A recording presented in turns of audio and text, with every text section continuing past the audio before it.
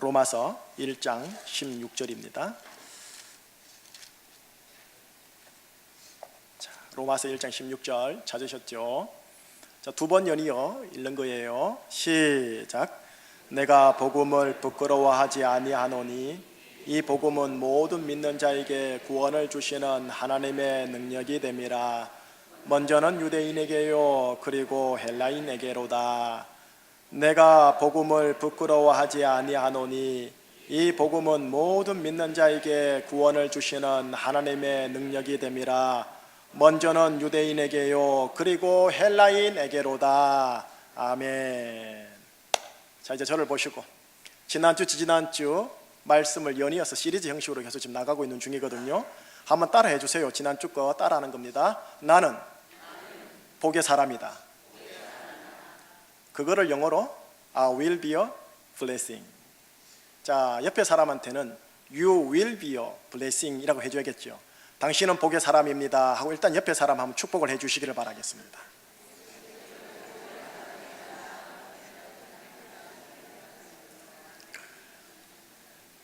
사랑하는 아들, 딸들 보시면서 You will be a blessing in Jesus Christ, 이 표현을, 이 삶의 모습을 계속 보여주셔야 합니다. 자, 복의 사람입니다. 복의 사람으로서 어떻게 살아가야 복에 합당한 사람이 되는지 오늘 말씀 속으로 이제 들어가 보는 거예요. 여러분, 사도들이 있어요. 사도들이 예수님을 전합니다. 예수님이 있었어요. 예수님은 하나님의 나라를 전합니다. 사도들이 예수님을 전한 소식을 기쁜 소식이라고 합니다. 예수님이 하나님 나라를 전했는데 이 소식을 기쁜 소식이라고 합니다. 결국 기쁜 소식 하면은 예수님, 하나님의 나라입니다. 여러분, 기쁜 소식을 영어로 뭐라 그러죠? 굿뉴스. 굿뉴스예요. 이 굿뉴스라고 번역되지는 영어가 우리나라 말로 한자로 얘기하면은 뭐입니까? 복음입니다. 복음. 예. 복음요. 문자 그대로 다시 재풀이하면은 복된 소식이라는 소리입니다. 여러분, 여기에도 복이란 단어가 나와요. 복. 그만큼 복은 중요한 거예요. 예수 그리스도가 여러분의 인생의 기쁜 소식, 복된 소식이 되고, 예수 그리스도가 여러분의 자제분들의 미래에 기쁜 소식, 복된 소식이 되고, 여러분들이 하나님 아버지께 요청하는 복이 뭔지는 제가 잘 모르겠지만 하나님께서 여러분들에게 주고자 하는 베스트 블레싱, 최고의 복이 뭐냐면 예수 그리스도와 하나님 나라네요. 그렇다면 예수 그리스도와 하나님의 나라에 대해서 내가 알고 경험하고 내 것 만드는 게 이제 그 다음 문제거든요. 여러분, 교회라는요, 여러분 지금 교회에 오셨잖아요. 그러나 여러분 교회에 왔다라고 말을 하지만 엄밀히 얘기할게요. 여러분들은 지금 제주 충신교회 예배당에 오신 거예요. 교회란 바로 이 예수 그리스도와 하나님의 나라를 듣고 경험하여 탄생한 2명 이상의 공동체를 교회라고 그래요. 그러니 엄밀히 말하면 여기는 교회라기보다는 예배당이 되어지는 거예요. 천주교에서는 성당이라고 그러는 것이고. 자, 또 제가 여러분들에게 흔히 하는 말 있죠. 하나님의 아들들이시다고. 여러분들은 하나님의 아들들이란 바로 이 예수 그리스도와 하나님의 나라를 듣고 받아들여 이를 계속하여 경험하며 또 이를 누리며 또 이를 필요하는 자들에게 흘려보내는 자들을 일컬어 하나님의 아들들이라고 그래요. 하나님의 아들들로 구성된 게 교회예요. 따라서 교회의 최소 단위는 건물이 아니라 하나님의 아들들 여러분 한 분 한 분이에요. 그래서 여러분 한 분 한 분이 뭐다? 교회가 되어집니다. 예배당이 교회가 아니에요. 영적으로 잘 잡으셔야 합니다. 자, 어떻든요, 교회라 불리든 하나님의 아들들이라고 불리든 간에 여기 계신 우리 모두는 어떤 사람들이냐? 여기 계신 우리 모두는 하나님 아버지께서 나를 위하여 예비하신 복음을 계속하여 듣고 들어 그 복음을 더욱 깊이 이해하고 그 복음과 더욱더 하나가 되어 그 복음을 온몸으로 경험함으로써 그 복음을 누려서 그리고 그 복음을 이 제주 현장 한바닥에서 전하도록 하기 위하여 콜링, 부름받은 자들, 그들이 우리들이에요. 여러분들이에요. 목사냐 아니냐 그거 중요하지 않아요. 성직자냐 비성직자냐 그게 중요하지 않아요. 바로 이것 때문에 오늘 여러분들이 예배당에 나와 산부 예배를 하나님께 올려드리는 것이고 이를 위하여 교회가 존재하는 거예요. 뭐 때문에 존재한다고요? 예수 그리스도와 하나님의 나라예요. 정녕 이 복음을 아는 목사라면 이 목사가 교회를 섬길 때 이런 마음을 가져야 돼요. 어떻게 하면 내가 섬기는 우리 교회가 예수 그리스도와 하나님 나라를 더더욱 잘 알게 할까? 어떻게 우리 성도들로 하여금 이 예수 그리스도와 하나님의 나라를 더더욱 피부로 경험하게 할까? 어떻게 하면 이 예수 그리스도와 하나님의 나라를 온 몸으로 누리고 좋아하고 필요한 자들에게 흘려보내는 전도와 선교의 삶을 살게 만들까? 이 성경적 고민을 하는 자를 그런 목사라 해야겠죠.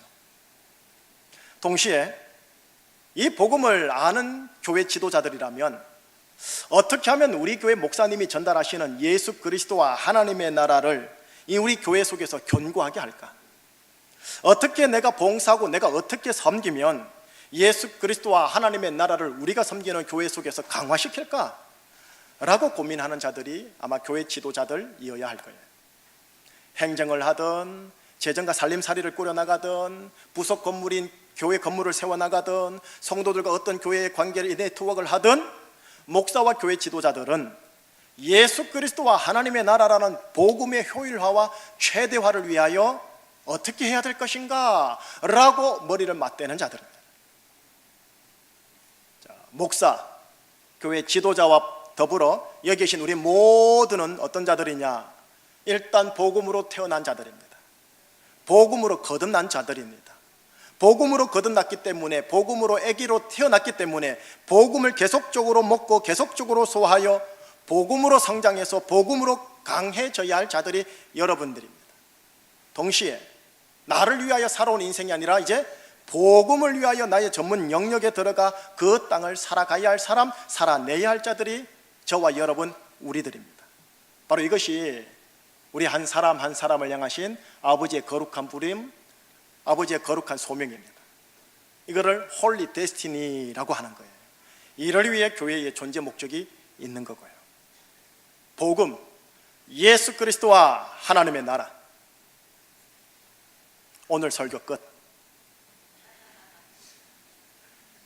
오늘 설교 이렇게 끝내면 시간이 너무 일찍 끝날 것 같아서 설교 내용은 솔직히 끝났지만 설교 시간이 아직 안 끝났기 때문에 좀 더 하나님의 말씀을 붙들고 부연 설명한 후에요, 여러분하고 마지막에 있어서 우리가 정말 이 복음에 대한 갈망을 가지고 다시 한번 복음 앞에 서보자, 그 내용을 나누고 오늘 말씀 설교 시간을 마무리할게요. 자, 예수님이 전하신 게 뭐라고요? 하나님의 나라요. 예수님의 공생의 3년을 처음 시작하면서 처음으로 입으로 외치신 게 뭐냐 하면은 하나님의 나라였는데, 말씀 확인해 볼게요. 마가복음 1장 14절과 15절이에요. 함께 읽겠습니다. 요한이 잡힌 후 예수께서 갈릴리에 오셔서 하나님의 복음을 전파하여 이르시되 때가 찼고 하나님 나라가 가까이 왔으니 회개하고 복음을 믿으라 하시더라. 자, 15절이 예수님께서 공생의 일을 처음 시작할 때 처음으로 입으로 선포하신 메시지예요. 아들들아, 하나님의 나라가 가까이 왔다. 그러니 니네들 삶에서 회개하고 내가 전하는 이 하나님의 나라의 복음을 믿고 받아들여라, 이 내용입니다. 자, 이 문장의 중간에 보면 회개하라라는 표현이 있죠. 회개하라, 메타 노예요. 분석하면 메타, 체인지, 바꾸어라, 노예요, 너의 마인드와 생각을. 우리가 이 바벨 문화, 바벨 땅에 살다 보니 여기가 좋사오니, 여기서 건강하게 장수해야겠사오니 하면서 이 바벨 땅에 깊이 나의 생각과 잠재의식과 무의식이 깊이 뿌리 내려 있습니다. 그런데 내 아들들아, 이제 그 생각을 바꾸어 하나님의 나라를 선택하는 자가 되어라 라고 하는 말이 한마디로 뭐냐? 회개해라, 이 말씀이에요. 그러니 회개라는 단어가 부흥 집회 때 부흥 강사 선생님께서 여러분을 향해 회개하시오 하면서 하나님 아버지 용서하여 주시옵소서라는 일회성의 감정 용어가 아니에요. 예수님을 믿으면서 계속적으로 나의 마인드와 생각을 뜯어고쳐 이 땅에서 하나님의 나라로 전향하는 것, 나의 마인드와 나의 인격 전체와 체질을 뜯어고쳐 예수 그리스도로 맞춰 나가는 것, 계속형. 이를 일컬어 말하느냐면 회개한다라고 그래요. 자, 그런 차원에서 목사인 저도 끊임없이 일신 우일신 회개합니다. 회개해야 합니다. 모태신앙인 여러분, 특권입니다. 특권입니다.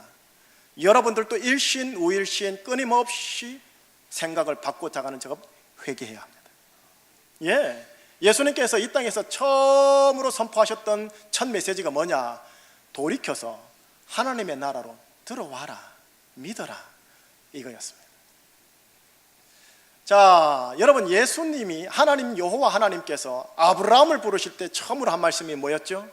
너는 복이 될지라. 너는 예배당에 와서 예배를 드릴지니라, 헌금할지니라, 봉사할지니라. 아니요, 너는 네가 있는 그곳에서 복이 될지니라.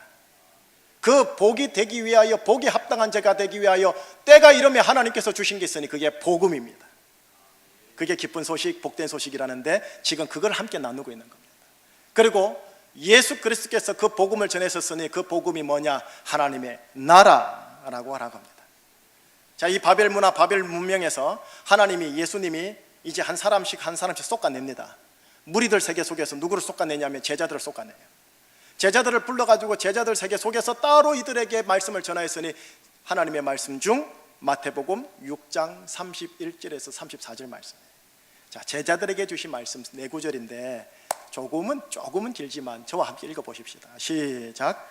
그러므로 염려하여 이르기를 무엇을 먹을까, 무엇을 마실까, 무엇을 입을까 하지 말라. 이는 다 이방인들이 구하는 것이라. 너희 하늘 아버지께서 이 모든 것이 너희에게 있어야 할 줄을 아시느니라. 그런즉 너희는 먼저 그의 나라와 그의 의를 구하라. 그리하면 이 모든 것을 너희에게 더하시리라. 그러므로 내일 일을 위하여 염려하지 말라. 내일 일은 내일이 염려할 것이요 한날의 괴로움은 그날로 족하니라. 여러분, 우리가 사는 나라를 영적으로 바벨 나라라고 그래요. 바벨 나라, 바벨 문화를 살다 보면 바벨 사람들 심리 기저에 깔려 있는 게 있어요. 부자이든 가난한지도 똑같은 심리 기저가 있으니 그것을 이름하여 불안이라고 그래요. 그리고 염려라고 그래요. 실존주의 철학에서는 이미 그거를 공리화했고요. 우리는 그렇게 말하죠. 염려하여 이르기를 무엇을 먹을까, 무엇을 마실까. 염려하여 이르기를 이번 모의고사 성적 우리 애기 잘 나왔을까, 못 나왔을까. 염려하여 이르기를 이번에 새로 시작한 이 사업 제대로 될까, 안 될까. 예, 모든 염려는 다 이유가 있는 염려입니다. 그리고 현실 세계에서 필요한 염려입니다. 바벨 나라에서는 모두가 다 열애 없이 자연스럽게 가지고 있는 심리 감정입니다. 그런데 이 감정선이 무너지거나 이 감정선 넘는 상황이 돌발 변수로 생기기 시작하면 어떻게 되느냐? 눌림이 시작됩니다. 그리고 무기력으로 갑니다. 자포자기로 갑니다. 자포자기가 분노의 에너지로 강화되어지면 분노로 나아갑니다. 그리고 이것이 소극적으로 안으로 들어가게 되면 체념과 자살로 나갑니다. 한마디로 하향적 성향과 파괴적 성향이라는 거죠. 자, 이런 나라, 이런 상황, 이런 환경이 바벨 나라입니다. 그 바벨 가운데 사는 자들 가운데 하나님의 아들들이라 부름받는 제자들을 예수님이 솎아낸 거예요. 솎아내시면서 오늘 방금 읽었던 예수님이 4구절을 주신 거예요. 이 4구절 크게 2가지예요. 우선 첫 번째는 뭐냐면 32절과 34절 같은 내용인데 34절을 보면 이런 말이 있죠. 자막에도 나오지만 내일 일은 내일이 염려할 것이요 한날의 괴로움은 아들아 그날로 족하다. 자, 이 말씀 오해하지 마세요. 내일을 계획하지 말라라는 말씀이 아니에요. 내일의 염려에 오늘이 네가 크게 눌려서 오늘 네가 누려야 할 감사와 오늘 네가 누려야 할 자족을 놓치지 말거라, 이 말씀입니다. 감사, 오늘의 감사와 오늘의 자족을 바탕으로 하는 가운데 조금 더 적극적으로 2번째 메시지를 전달하니 그게 33절이에요. 33절 우리 한번 같이 읽어봐요. 그런즉 너희는 먼저 그의 나라와 그의 의를 구하라. 그리하면 이 모든 것을 너희에게 더하시리라. 너희의 삶에서 네가 지금 어떤 직종이 있든 간에 하나님의 나라를 먼저 구하려 보라. 그리하면 이 애비가 네가 염려하는 그 모든 것을 내가 너희에게 더하여 주마라고 주님이 약속하시는 대목입니다. 오늘의 감사와 오늘의 자족 가운데 하나님의 나라와 의를 구하는 삶을 선택해보지 않으렴 하고 믿음에 도전을 하시는 거예요. 하나님 나라와 하나님의 의와 연관된 삶을 살라 하십니다. 우리가 지금 축도 마치고 바로 나가서 돈을 벌어야 합니다. 축도 마치고 바로 나가서 공부해야 합니다. 돈을 벌더라도 하나님 나라와 결부된 돈벌이를 하시라는 겁니다. 공부를 하더라도 하나님 나라를 위한 연관된 엮여져 있는 공부를 주님이 우리에게 하라고 하십니다. 이렇게 하나님의 나라를 처음으로 선포하며 제자들에게도 하나님의 나라를 구하는 삶을 살거라 라고 하신 삶이 예수님이 공생의 3년이죠. 공생의 3년이 너무 길어요, 그죠? 근데 이 삶을 쫙 압축해서 단 한 줄로 베드로가 표현했으니, 단 한 줄 예수님 3년간 하나님 나라를 증거하신 예수님의 삶의 모습이 어떠한지 사도행전 10장 38절을 한번 또 읽어보십시다. 시작. 하나님이 나사렛 예수에게 성령과 능력을 기름 붓듯 하셨으며 그가 두루 다니시며 모든 사람을 고치셨으니 이는 하나님이 함께 하셨습니다. 중간에 보면 노란 글씨로 되어 있죠. 예수님께서 3년간 하신 하나님 나라를 증거하면서 하신 사역의 외적 현상 두 가지 특징이 드리로 되어 있습니다. 첫 번째는 뭐냐? 예수님은 3년간 선한 일을 행하셨다입니다. 두 번째는 뭐냐? 마귀에게 눌린 모든 사람을 고치셨다입니다. 여러분, 이 두 가지를 3년간 하셨고요, 이 두 가지가 바로 예수님이 보여주신 하나님 나라의 외형적인 모습입니다. 하나님 나라의 외형적 모습입니다. 자, 두 가지를 했는데 하나하나 차근차근 보세요. 첫 번째가 뭐냐면 예수님은 선한 일을 행하는 인생이었다고 합니다. 선한 일을 행하는 인생. 여러분의 삶 속에서 선한 일을 계획하세요. 선한 일을 말하려고 하세요. 최대한 모든 인간관계 지사 속에서 뱀처럼 지혜롭게 선한 관계를 맺으려고 하세요. 선한 일이면 자원봉사하세요. 그리고 선한 일이라면 하늘에 투자한다 생각하고 여러분 가지고 있는 입맛 포켓에 있는 물질을 쓰십시오. 바로 이것이요, 제가 보기엔 창세기 1장 태고 쪽에 등장하는 표현인 하나님 보시기에 좋았더라라는 표현과 똑같습니다. 왜냐? 이 좋았더라라는 표현과 여기에 나오는 선한이라는 단어가 원어적으로 같거든요. 여러분, 꼭 교회 일만이 아닙니다. 교회 일은 기본으로 해내셔야 돼요. 교회 일만을 넘어서 가정에서, 내 직장 조직 세계 속에서, 또 내가 있는 캠퍼스 현장에서, 내 지역 이웃 사회 현장에서, 통반장 세계 속에서 일체의 모든 선한 일, 다시 말하여 하나님 보시기에 좋은 일은 하나님 나라의 외적인 현상이라는 거예요. 여기에 여러분이 동참하시라는 거예요. 이것이 복된 인생이라는 거예요. 복의 사람이야 복에 합당한 인생이라는 거예요. 자, 이게 예수님의 모습이었어요. 자, 두 번째 예수님의 모습, 어떤 모습이었느냐? 마귀에게 눌리는 모든 사람을 고치는 인생이었다고 합니다. 마귀에게 눌리는 모든 인생이에요. 여러분, 마귀가 누군데? 마귀는 어둠입니다. 마귀는 저주입니다. 마귀는 비극입니다. 마귀는 포악입니다. 포악이 뭐죠? 사납고 악하다는 소리예요. 그렇기에 마귀는 죄악입니다. 마귀는 하나님 없음입니다. 우리가 사는 바벨나라, 바벨 문명, 바벨 시민들을 가만히 보십시오. 어둠적 현상, 저주적 현상, 비극적 현상, 그리고 사납고 악한 시민들의 기질, 죄악의 현상이 판을 칩니다.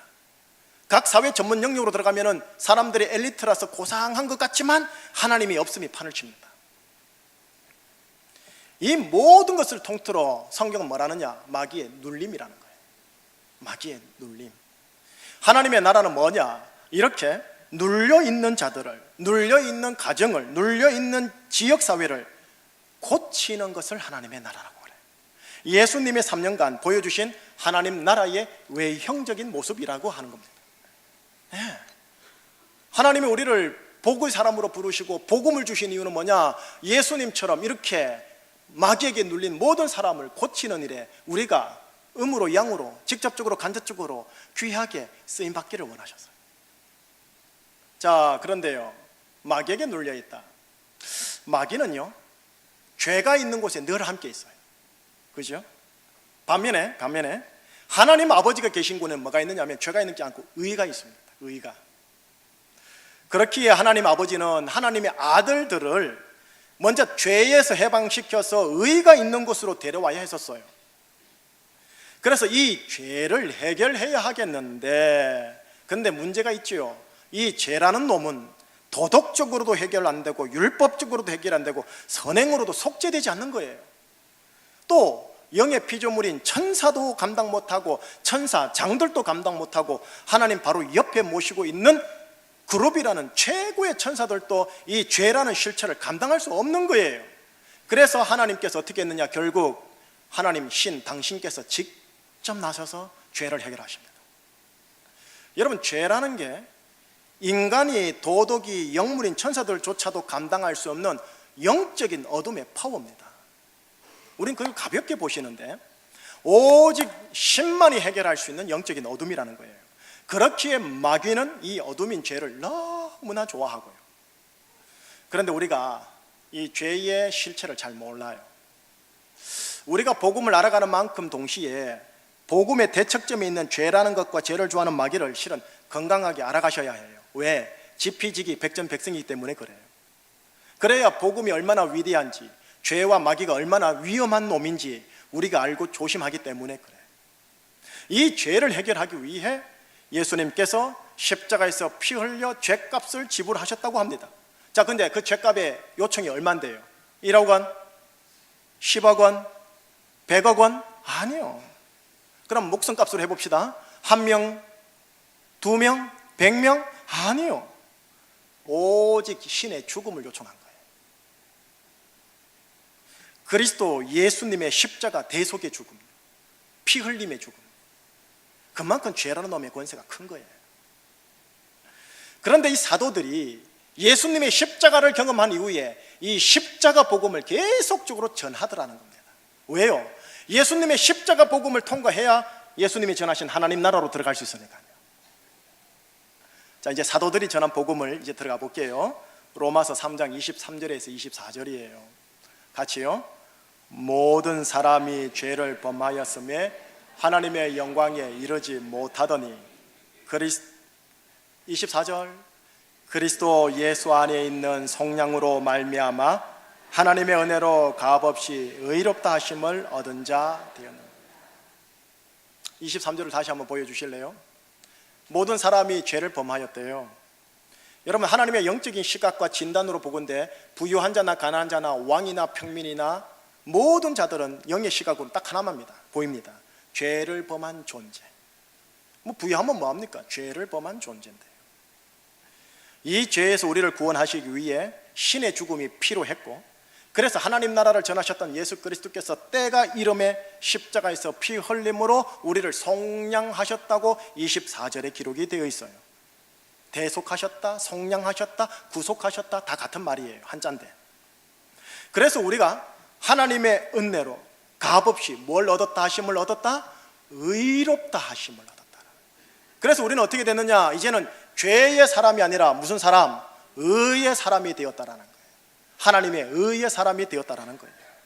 이제 나에게는 신의 죽음으로 말미암은 하나님의 의가 묻어 있으니 나는 하나님 아버지의 아들이 되고, 하나님께서는 나를 버리시고 심판하는 분이 아니라 나와 함께 하시는 아빠가 되어주신다라는 겁니다.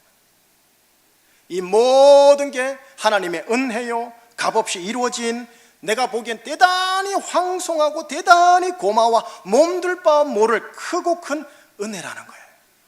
이게 나의 종교적 행위로, 나의 도덕적인 행위로, 나의 자선적인 행위로 비집고 들어갈 데가 없다라는 거예요. 자기 의로 하나님께 보답은 하려고 나름 하겠지만 그걸로는 안 된다라는 거예요. 바로 사도들이 전한 복음이 이 복음이에요. 사도들이 전한 복음은 예수님의 십자가 복음이었고, 예수님이 전한 복음은 하나님 나라 복음이었던 거예요. 결국 복음이 뭐냐? 사도들이 전한 예수 그리스도와 예수 그리스도께서 전한 하나님의 나라, 이 두 가지가 복음이죠. 이 복음을 제가 우리 제주총신교회 3부 예배자들 함께 지식적으로 더 깊이 알아가기를 정말 원합니다. 이건 평생 알아가야 돼요. 근데 지식은 사람을 교만하게 한다고 고린도전서에 기록되어 있거든요. 지식을 넘어서 성령의 능력으로 경험적으로 이 복음을 알아야 돼요. 모든 지식을 초월하는 그리스도 예수의 사랑을 우리가 알아가야 돼요. 사랑 가운데 뿌리가 박히고 터가 굳어짐으로써 모든 성도들과 함께 지식을 초월하는 그리스도와 하나님의 나라를 우리가 알아가야 된다는 거예요. 이 복음이 내 것이 되고, 이 복음이 여러분께 되고, 이 복음이 여러분의 자제분께 되어야 된다는 거예요. 설교 초반에 언급했듯이 여기 계신 우리 모두는 여러분들이 인정 안 하더라도 복음으로 태어난 자들이에요. 복음으로 거듭난 자들이에요. 소낙비에 맞아가지고 한순간에 옷을 젖었든, 가랑비에 2시간, 3시간 동안 알게 모르게 옷을 젖었든, 여러분들은 모두 다 예수의 피로 옷을 젖은 자들이란 말이에요. 복음을 먹고 복음을 소화하여 복음으로 성장해서 복음으로 강해야 할 인생인 거예요. 복음을 위해 내 남은 인생에서 나의 전문 영역에서 살아가야 할 자들이세요. 이것이 여러분 한 사람 한 사람의 운명이고, 여러분의 교회의, 우리의 교회의 거룩한 운명이래요. 이 운명대로 살다가 죽을 것이냐, 헉헉 방랑하다 광야에서 죽을 것이냐, 이 기로에 오늘 우리가 서 있다라는 거예요. 이제 결론을 맺을게요. 갈망을 가지고 마무리하자 했지 않습니까? 목사로서 이 성도님들을 알게 혹은 모르게 신방을 하지 않습니까? 연락 없이 갔다가 몇 마디 나누고 행여나 제가 방해할까 빨리 나오기도 합니다. 허나 제가 1분을 가더라도 마음과 정성을 담아서 신방하려고 해요. 그리고 가서 그들을 위해 간절히 중보 축복 기도를 담아서 올리려고 해요. 그들이 있는 가게나 사업터를 가서 구석구석 그들의 때, 땀, 흔적을 보려고 해요. 그리고 나올 때마다 항상 내 입에서 나오는 말이 있어요. 야, 참 힘겹게 살아가는구나. 차를 타고 옆에 있는 아내에게 말해요. 여보, 참 다들 고생하며 살지. 뭐 안 해도 그냥 고개만 끄덕이고 말이 없지요. 여러분, 차를 몰다가 혼자 있다가 여기 있다가 목양실 갔다가 혼자 있을 땐 이들에게 내가 줄 게 뭘까? 이들에게 목사인 내가 주어야 할 게 도대체 뭘까? 저렇게 힘겹게 살아가는 자들에게 주어야 할 게 뭘까? 여러분, 오죽하면 제가 약간 우습게 상상도 했다니까요. 무슨 상상을 했느냐? 제가 여러분 보고 로또 사지 말라고 그랬지 않습니까? 5,000원짜리 로또 사서 기도 빡시게 해주고 줄까? 그러면 5등 안에는 들어갈 텐데. 오죽하면요. 여러분, 병원 신방을 하지 않습니까? 병원 신방을 하거나 육지에 있는 환우들에게 전화를 드려요. 종종 주기도 하고 때로는 자주 전화를 하죠. 상황을 묻고 기도를 해줘요. 울 것 같지 않은 떡대 같은 형제가 울어요. 의사가 할 말 없다 하지, 본인도 할 말 없지, 목사도 할 말 없고, 이들에게 내가 줄 게 뭘까? 자, 여러분, 인간적으로 좀 죄송한 표현 좀 할게요. 제가 가끔씩 보면 저 사람 저렇게 살면 안 되는데 하는 분들이 있단 말이에요. 그런데 또 하나 있죠, 제 안에. 저분 역시 하나님의 의의 사람이야, 은혜의 사람이야, 하나님의 아들이야, 축복받기에 합당하며 격려와 지지받기에 합당해 하고 제가 격려하고 지지하고 축복하려고 한단 말이죠. 왜요? 하나님의 때와 하나님의 사건과 하나님의 시간이 따로 있으니까요. 저마다 맞춤식으로 있으니까요. 그러면서 고민을 해보는 거예요. 비록 저 사람에게 준다 할지라도 그 사람이 쏟아내겠지만, 목사인 내가 그 사람에게 줄 게 뭘까? 줄 게 뭘까? 결국 그래서 답을 찾은 게 오늘 본문 설교예요. 예수 그리스도와 하나님의 나라요. 여러분들에게 이걸 얼마나 소망하고 갈망하고 애타는지 모르겠지만, 저도 받을지 안 받을지 모르겠지만 저는 이거 주고 싶은 거예요. 그리고 하나님은 성경을 통해 이거 주시려고 하셨고요. 그러니 제가 하나님께 기도하는 제목은, 하나님, 우선 목사인 제가 복음을 먼저 더더욱 깊이 이해하게 하여 주시옵소서. 여러분, 목사로서 강연하라면 저 1시간 동안 설교 복음만 전할 수 있다니까요. 저 잘해요, 그거는요. 근데 그 차원이 아닌 거예요. 지식을 초월하여 넘어가는, 성령께서 조명해서 감동으로 주시는 계시적 비밀인 복음을 알게 하여 주시옵소서. 그리고 이거를 우리 성도들에게 사역적으로 흘려보내게 하여 주시옵소서. 우리 교회 성도들에게 이거를 지식적으로나 감정적으로나 또 능력적으로나 인격적으로 함께 쉐어링, 나눌 수 있는 목사가 되게 해 주십시오. 여러분, 이 간절함이 새벽 기도 때마다 깊어지는 거예요.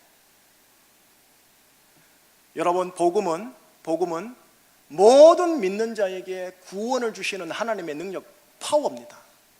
오늘 본문, 설교 본문이 그 본문이에요. 영혼 구원 주시죠. 가족 구원 주시죠. 관계 구원 주십니다. 그리고 육체 구원 주십니다. 여러분, 민감한 부분 재정 구원 주십니다. 마을 구원, 도시 구원, 나라 구원 주십니다. 다른 관점으로 얘기해 볼까요? 죄로부터 구원합니다. 마귀로부터 구원합니다. 저주와 심판으로부터 구원합니다. 사는 게 뭐지? 삶의 허무함으로부터 구원합니다. 그런 이 복음을 알아야 됩니까? 알아도 그만, 몰라도 그만입니까? 알아야 된다는 거예요. 이 복음이 인생의 첫 단추라니까요. 구약의 첫 단추는 하나님이 아브라함을 부르실 때 You will be a blessing이었어요. 너는 복이 될지라. 그리고 신약에 와서 예수님을 통해 우리에게 주시고자 했던 하나님의 준비된 선물은 복음이었어요. 복의 사람이 복음을 받아가지고 복음을 합당하게 살 때 그 사람 복된다니까요. 이 복음을 온 몸으로, 온 인생 경험으로 우리 모두가 알아야 돼요. 사모해야 돼요. 갈망해야 돼요. 애타해야 돼요. 우리 가정에, 우리 교회에, 내 심령에, 우리 관계에, 심지어 내 직장 세계, 지밖에 모르는 제 직장 속에 하나님이 복음이 편만하게 흘러가게 해주십시오 라고 애타해야 된다고요. 자, 영적으로 보세요. 적전수를 따라. 마귀는요, 제가 마귀라도 야, 이 복음 끊어지면, 복음 풀어지면 다 풀어지겠다, 안 되겠다, 복음 막자. 딴 건 다 하게 하더라도 복음은 막자. 예배 드리게 하자, 복음은 막자. 봉사하게 하자, 복음은 막자. 이 논리에 우리가 어찌 농락당하는 거 아닌지요. 여러분, 단순 논리로 얘기할게요. 복음 이거 풀리면 나머지 다 풀립니다.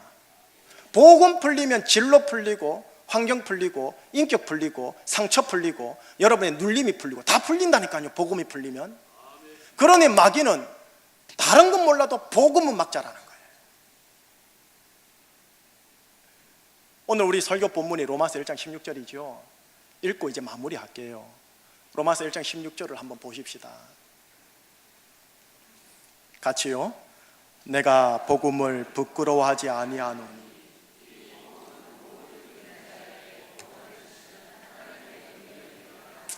먼저는 유대인에게요, 그리고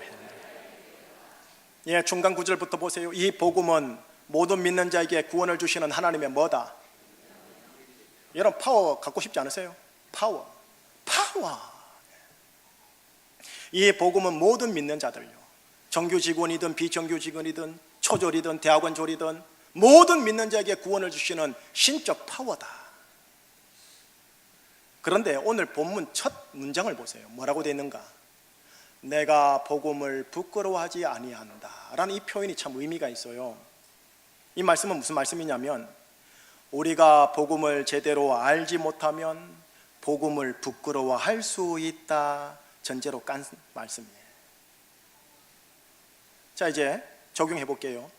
우리가 세상 현장에 나가서 직장에서나 회식 자리에서나 삶의 현장 친구들 세계 속에서 예수 그리스도와 하나님 나라를 드러내는 게 부끄럽습니까? 자랑스럽습니까? 거짓말. 고맙습니다. 이제 조금 유치한 예지만, 내 사랑하는 아이 고3 수험생이 공부를 열심히 혼자서 잘해가지고 서울에서 제일 유명한 S대를 가면 자랑스럽습니까? 부끄럽습니까? 자랑스럽지요. 우리가 만약에 복음을 알고 복음을 경험하는 자라면, 복음이 뭔가를 우리가 맛을 보면 술자리에서조차도 복음을 부끄러워하지 않고 나를 구원한 예수 그리스도와 하나님의 나라를 침을 튀면서 아마 술 취한 친구들에게 이 복음을 전하려고 할 거란 말이에요. 자랑할 거란 말이에요. 내가 만약에 그렇게까지 자랑하지 못한다 하면 무슨 말이냐면, 그만큼 내가 복음을 부끄러워하고 있다는 방증일 수 있어요. 동시에 복음을 경험적으로 맛보지 못했다라는 증거일 수가 있다는 거예요. 이거는 비판받고 헤아림을 받고 정죄받을 일이 아니에요. 도리어 갈망을 가져야 할 일이에요. 복음을 그렇게 부끄러우면 됩니까, 여러분? 이게 아니라고요. 맛 봐봐요. 맛 보면은 하지 말아도 한다니까요. 어떤 갈망을 우리가 가져야 할까요? 하나님의 아들로서 제가 구원은 받은 것 같은데 제가 솔직하게 복음은 잘 모르겠습니다. 복음을 알지 못하면서 내가 하나님의 아들이라고, 나는 복받은 사람이야 라고 선포했습니다. 하나님, 제가 복음을 더 깊이 알아가게 하여 주시옵소서.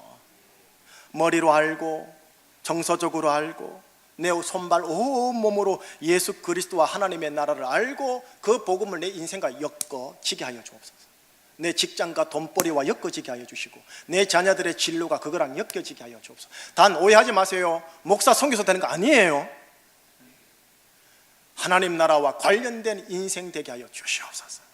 여러분, 이거 알아야 인생의 의미와 보람과 목적이 풀어지고 마지막 인생의 속에서 여러분들이 제가 좋아하는 말씀, 다 이루었다, 아버지여 내 영혼 아버지 손에 부탁하나이다, 이 말씀 한마디 하고 돌아가실 수 있다는 거예요.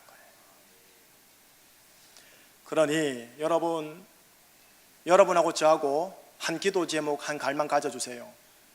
태중의 아기로부터 시작하여 임종 직전에 있는 전 성도들이 복음을 간절히 알게 하여 주십시오 하나님 하고 예배에 참여해 주세요. 그러나 중요한 게 있어요.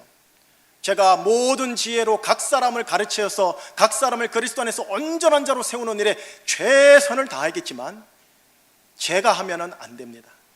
힘으로 되지 않고 능으로 되지 않고 오직 여호와의 신으로만 되며 복음은 성령님의 조명하심 속에서 풀어질 때 그게 내 것이 되고 우리께 됩니다. 그러니 우리 교회 안에 복음을 풀어주시는 성령님의 강한 임재와 운행하심과 흐름이 있어야 돼요. 이 성령의 강한 임재를 하나님 우리 교회에 주시옵소서라고 함께 갈망하며 신앙생활 오늘 또 새롭게 시작하시기를 주님의 이름으로 축복합니다. 기도하시겠습니다. 하나님, 다시 복음 앞에서라는 설교 제목을 따라 저희들의 삶을 시작합니다. 하나님께서 허락하신 이 복음을 우리가 온몸으로 알게 하여 주시옵소서. 감사하오며 예수 그리스도 이름으로 기도합니다. 아멘.